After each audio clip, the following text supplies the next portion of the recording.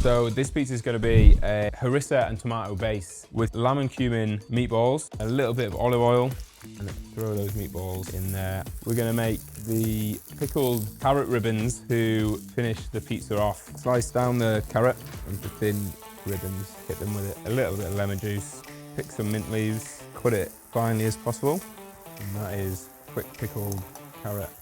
So we're just going to take a couple of ladles of our crushed tomato. Then we're just going to add a quarter of a tablespoon of harissa paste. So let's put this together. We're going to go on with our harissa tomato base, a little bit of mozzarella, meatballs, then some feta to finish, a bit of red onion and olive oil.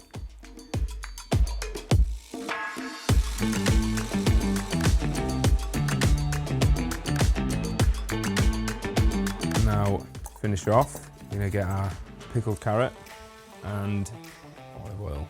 So there we go, that is our lamb and harissa pizza with pickled carrot to finish it off on top.